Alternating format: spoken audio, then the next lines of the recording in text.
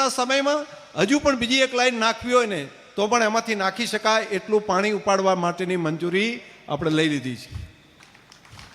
સાથે સાથે એમાં એવું પણ વિચારે છે કે ખર્ચ થાય છે, પમ્પિંગ કરવું પડે છે.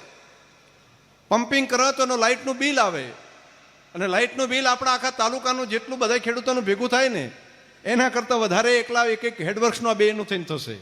બધા ખેડૂતોનું જેટલું બિલ આવે ને એના કરતાં બે આ પંપનું એટલું એનાથી વધારે આવશે.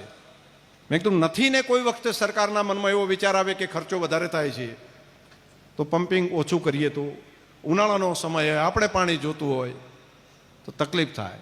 એટલે એની સાથે યોજના મૂકી છે સોલારની, લાઇટની. એટલે વીજળી એમાંથી જ આપણને મળી જાય તો લાંબા ગાળા સુધી 5-25 વર્ષે પણ કોઈ એવો પ્રશ્ન ન ઊભો થાય કે લાઇટનું બિલ વધી જાય છે એટલા માટે કરીને આ લાઇટ અમે બંધ કરીએ છીએ પાણી, એવું ના થાય એટલા માટે એનું આયોજન પણ સાથે સાથે